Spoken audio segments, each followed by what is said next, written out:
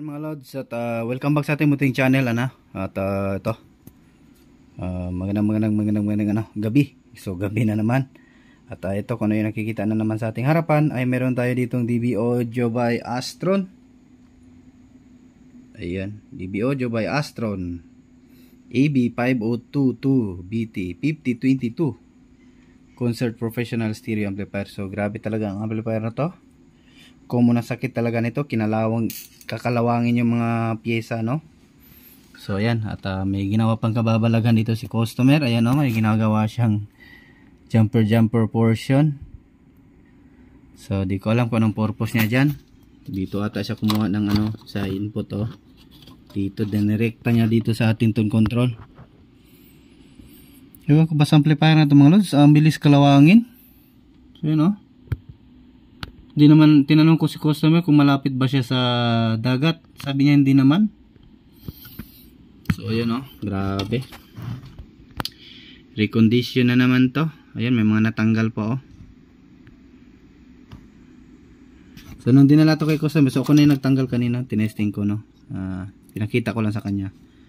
So ang sabi niya kasi mahina daw tumunog. So kaya ito yung ginawa niya. Naglagay siya ng input, natawa siya habang kwento niya sa atin, ano. So ayan, ewan ko anong purpose dyan. So pati yung tone control, ayan, oh, kinalawang din. Ayan, pati IC, audio IC kinalawang. Ayan, oh, pati dyan kinalawang. Dun sa baba ganun din kinalawang. Ayan, oh, nakikita nyo yung mga paa.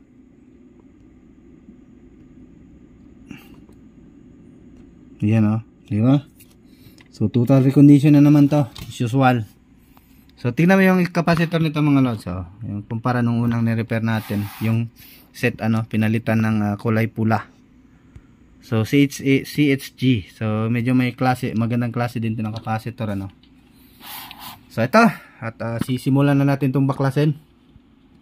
At bago pa man natin to baklasin ng tuluyan, ay inanyayahan kitang pa-subscribe na dyan mga lods, ano, sa ating muting channel, at pakihit ang notification bell at ilagay sa all para laging updated, para laging sana all tayo. So ayan, eto, panibagong recondition na naman. So ito, tanggal natin yung board na tawa ko dito mga lods. So ayan, oh. Si customer ba talaga gumawa nito o technician? May mga pinag-jumper tong mga to. Ewan ko ba, mga color blinded siguro, hindi nakita na, kinalawang na, hindi pa pinalitan. So yan, rekta na, hindi na pala dumaan to ng relay, pinilit na. So yan. So yung may nag-request sa atin na gawing ano to, yung mga nag-request na gawing 737. So ayan, at pagbibigyan ko kayo. So ito, at tanggalin natin muna ito lahat ng mga parts, at ayan, i-mode natin to sa 737. So ayan, continue lang tayo. Tanggalin din natin tong tone control kasi nga recondition natin to kasi nga halos kinalawang na. Yan, oh, capacitor. So ayan, continue lang tayo. So ayan mga lods, update tayo. Good morning. So morning na tayo titira nito. Inantok na ako kagabi, no. So ito, tanggalan natin lahat, at nalinisan na din natin yung mga butas. So yung mga jumper, tinanggal natin yung mga jumper nila. Ito din dito, tanggal na rin yung mga need palitan. Dito din sa tone control, medyo marami-rami ito kasi pati yung mga volume kinalawang din. Yung mga potentiometer nya, no.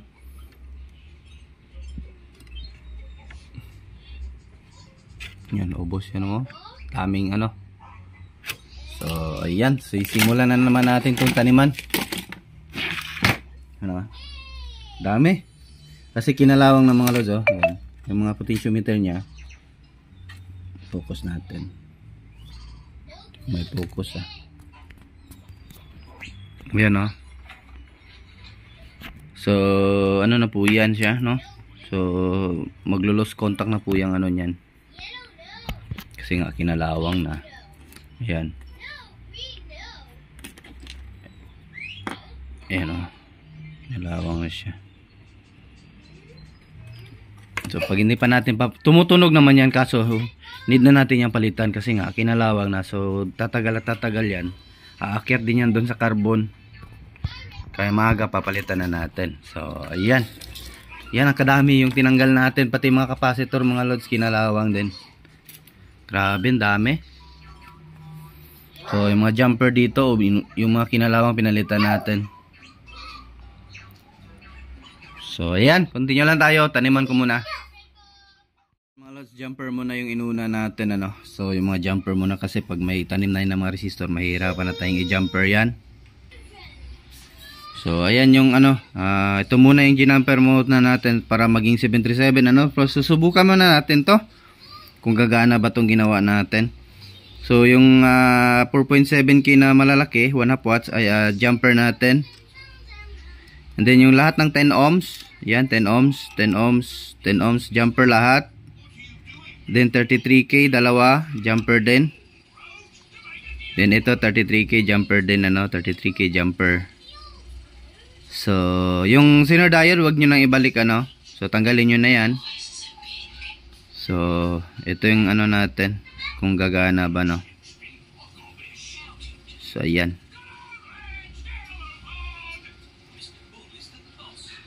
Sana gagana to. So ayan, continue lang tayo. Taniman na natin. Unahin muna natin ito sa driver section para makita nyo. So ayan mga lods, nakatanim na yung 4.7K. Ayan. Ayan, 4.7K yan, ano. So bali 8 piraso na 4.7K. So next naman yung ano, tanim natin yung 47K. So yan, natanim na natin yung 47. So yan yung palitan nyo, no. So ang nakalagay dito is 33K. So 47 ang ilagay nyo mga lods, ano.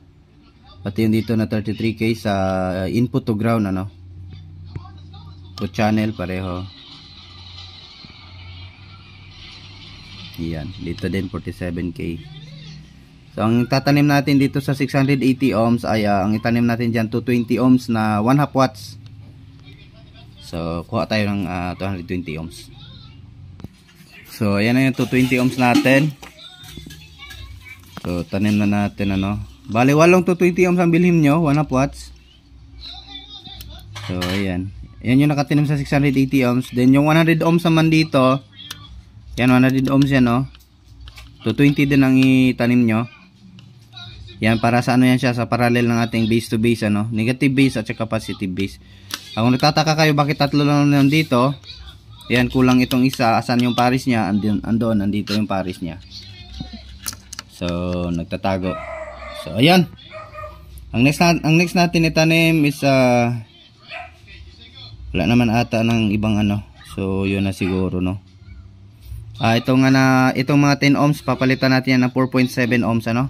4.7 ohms. So ayan, taniman natin. So ito na mga lods at ayan, natapos na natin. So fast forward. So yung ano pala, nakalimutan ko yung 100K mga lods at kanina. So tinanggal ko ulit. Napaisip ako tulisan kaya kukuha ng supply to. So ayan, 100K yung 33 at saka isang 4.7 sa side. Ayun, gayahin nyo na lang mga lods, ano. So ayan.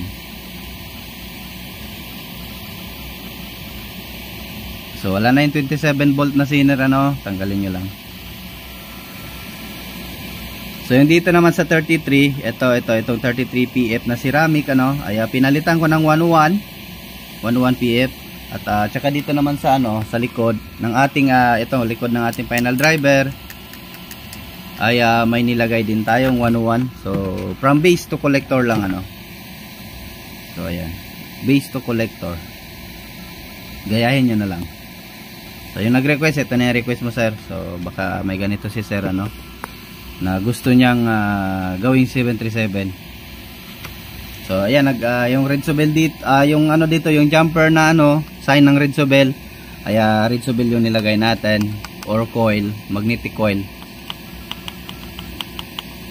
So yung 10 ohms hindi ko pa nailagay. So ayan, lagyan nyo yung 10 ohms ano, yung nakaparallel pa rin. So ayan, doon na tayo sa tone control. So daan na tayo dito sa ano, pati dito napalitan na din natin mga capacitor, lahat etc. Dito naman capacitor, lahat okay na, goods na. So ayan, doon na tone control na naman tayo. Tapos na tayo. Tapos na natin lahat. Ayan, good as new ulit. So pwede na naman lagyan ng kalawang ni sir. So ayan, nalagyan natin ng 10 ohms oh, nakaparallel lang.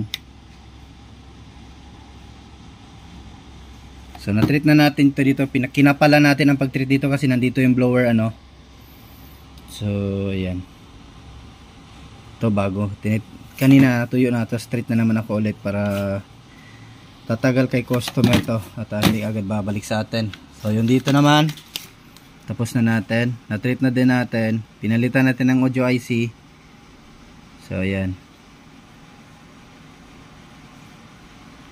so sana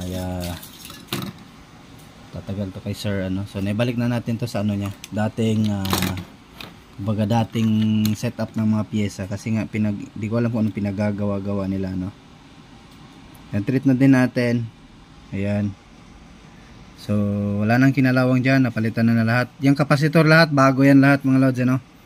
So kasi yun hindi na ma-revive yung mga capacitor nya, kinalawang na yung mga paa. Ayan oh, kasi kapag hindi pa yung tatanggalin ay hindi na magtagal kay customer, maputol din yan. So ayan oh, yung mga capacitor nya wala na, pati sa loob niyan kinalawang yan. Ayan oh.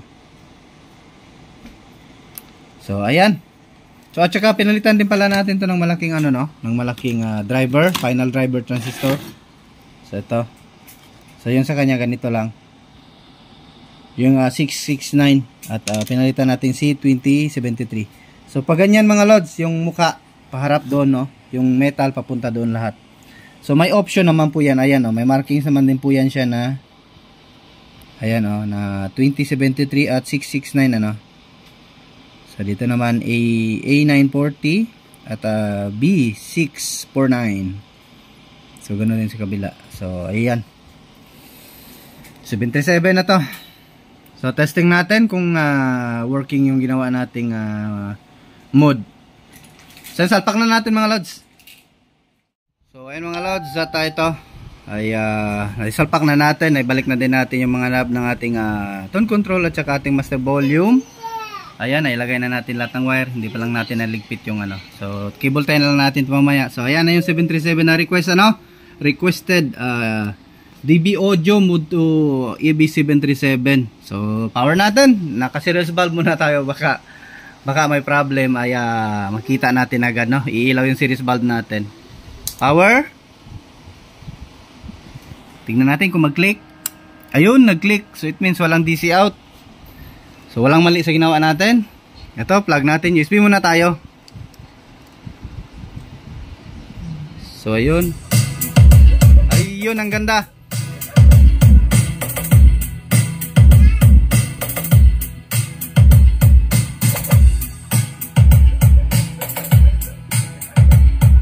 Hindi natin pwede lakasan kasi ano, kasi naka-series valve tayo.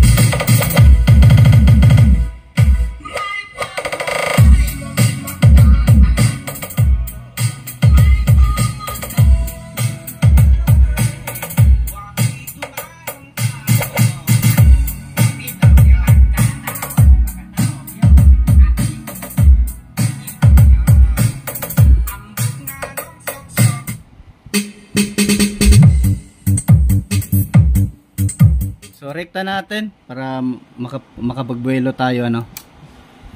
Kasi naka-series valve, hindi tayo makabuelo. Kasi magpo-protect kasi ang ano, paglalagpas ng 100 watts. Kasi 100 watts yung series valve natin, paglalagpas magpo-protect na siya. So ayan. Ito, power natin.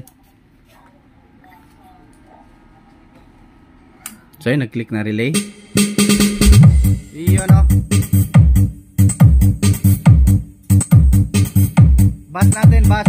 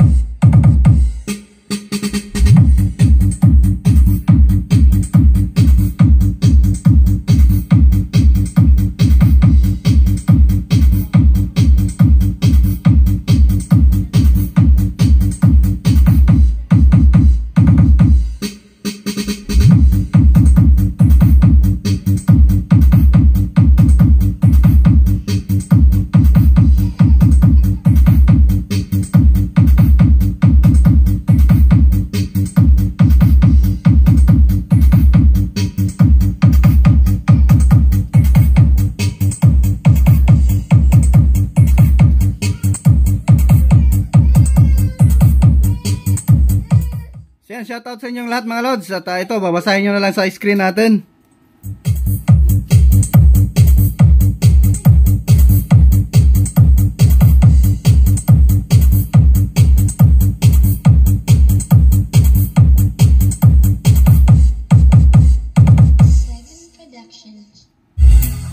Okay ba?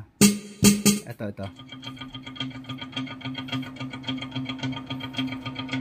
Para walang copyright mga lods, kasi ayan nyo na pa ulit-ulit yung mga music natin sa testing kasi hirap kasi magpili ng kanta mga lods kapag may copyright. Nakakapagod mag-edit ulit.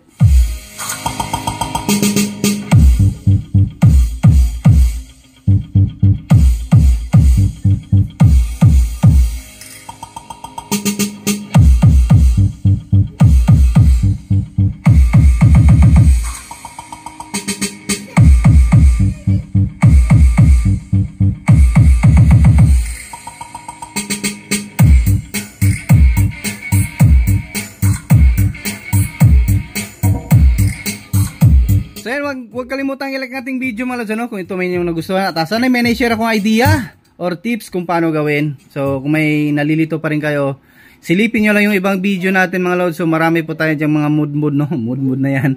Mga mood na tani. So ayan. So daghang salamat sa akong mga supporters no. So sa walay paglubad nga pagsuporta sa akong channel. So Merry Christmas sa inyong lahat mga lods at maligong bagong taon na no. Sana more blessings to come tayo at magandang buhay sa ating lahat.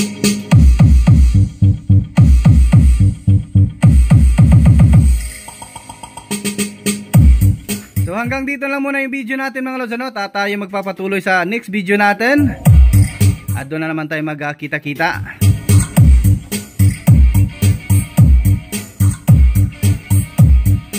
Isang mapagpalang araw mga lods at maraming salamat at thanks for watching. Akin lang, bye bye.